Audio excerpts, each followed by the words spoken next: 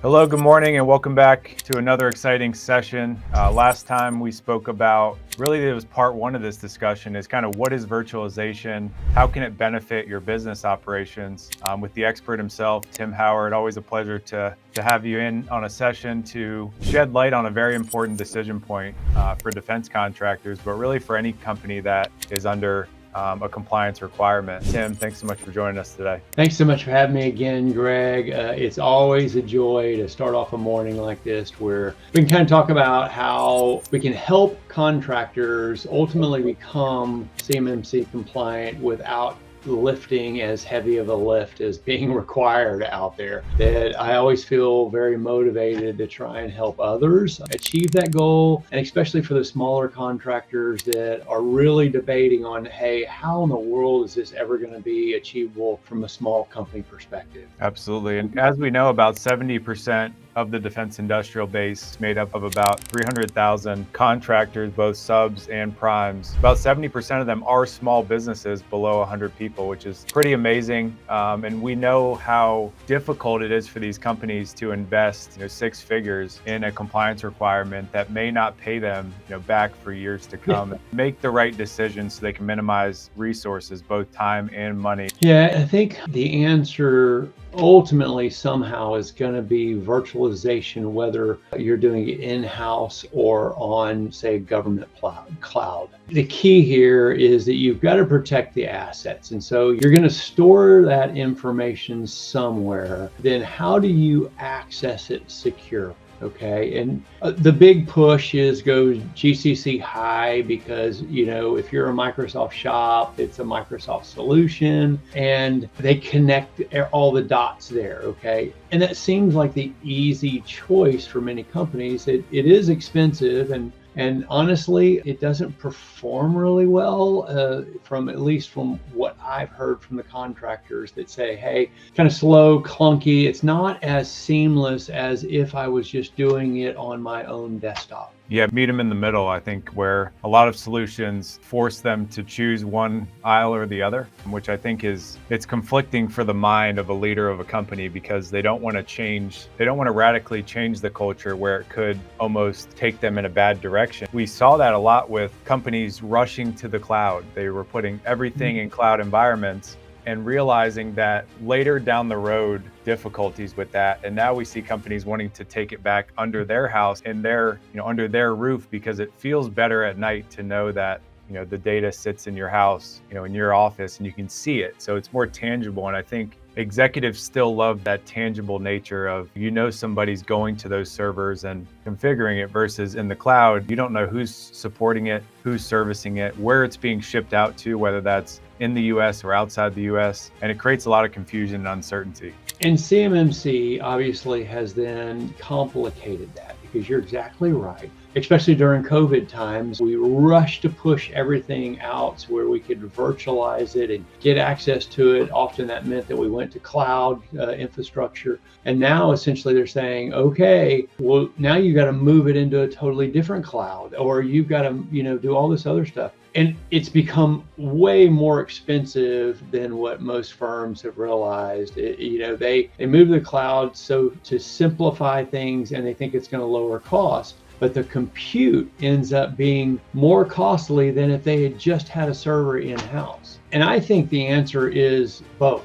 That often a hybrid solution is probably a better offering than just trying to push everything to the cloud or everything on-prem. Yeah, Tim, while we're doing that, I think one of the questions that is coming up for the audience is, first, what does implementation look like? And then what is management of it? I think a lot of companies have now realized that there's some management that comes along with, cloud type solutions, the configuration that you have to do and things of that nature. What does that management process look like after implementation? Such a great question, because what's really wild about this is that once you lay this down, it's there. There's very little maintenance that you need to continually do. Essentially, what we're doing is laying some software, if you will, called a platform, a software down on top of your infrastructure. It connects basically wires it all together where you've got a single point of entry that you can control all of the authentication, authorization into this enclave. We'll make sure that's in the show notes. I don't want to undervalue the point of and the importance of supply chain security and how far it's got carried away to be siloed, and everybody needs to be compliant because you email things back and forth. I definitely agree with you. And I think the beauty of this is that you can do this as a role-based solution. So you may have individuals, say supervisors, get a certain called a desktop and application suite. And then you might have an accountant that would have a different setup. And then you might have a third party, say for instance, you can set this up where you can limit access to those third parties, but not just from a time standpoint. You can limit them to projects, you can limit them to their own role-based stuff, and you can turn them off when the project is done. So you can basically open up as much access or as little access. You can even limit it down to you have view-only access and you can't do anything else. Excellent. Are there any limitations on the type of applications? Because I know companies think about black and white. They think about applications on site versus applications that are only accessible through the cloud. I think of like a Confluence or a Jira type solution where they got rid of their on-premises instance. We're just cloud-based. Is it the same way of putting that Jira Confluence application on a normal desktop? Or is it a little bit different? Another really great point, because that is a major limitation of going to something like a GCC High, because you've got to have all Windows applications. If you run things like Linux, or maybe you've got some folks that just love their Macintosh, or you're running older version of Windows, I've got one client now that they've got an application that is written on Windows Server 2008, and they don't want to touch it because it's been running well and the vendor isn't updating it. And so how do you then take that and uplift it? You really can't. And so this technology lays down the foundation on any application. How do you save money on the solution?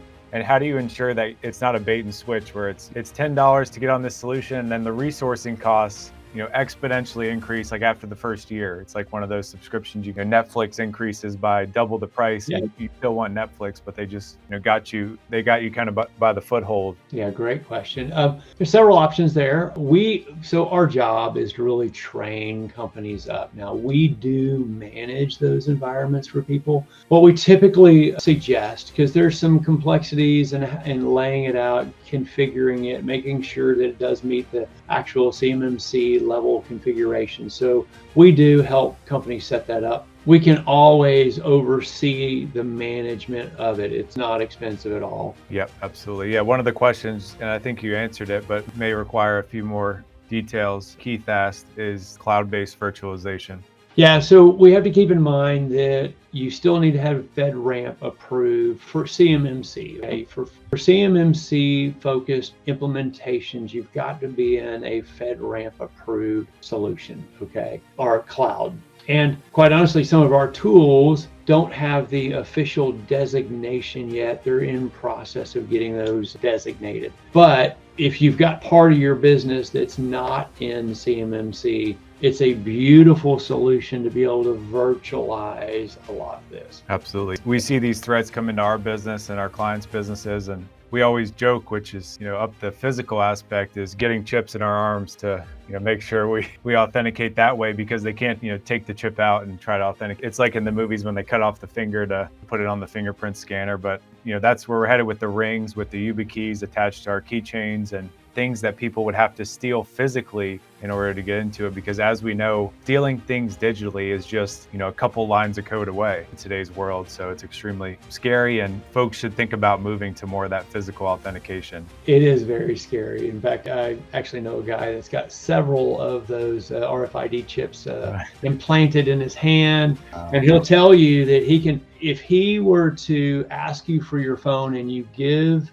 him your phone. Each one of the devices go in, they'll unlock the phone, they'll actually decode the phone, start downloading information from your phone into a pocket hard drive he has in his pocket. Yeah, I love the approach. I think it solves a lot of the biggest obstacles when it comes to cybersecurity overall, and then compliance, which is ultimately where many people are focused on. Obviously, we try to find that balance and secure companies first and then get them compliant as a part of that process. And it does both in the most seamless way that's out there. And for, just for folks to know, and you mentioned at the beginning, this was developed as a government system that has been commercialized. And if you think about doing business with the government, they're trying to set a standard that is up to speed with how they're operating. So you're a seamless vendor that does business the way they do it. And you can prove that time and time again, and that's going to make them want to come back and do business with you. So there's a lot of contract related benefits as well that can be proven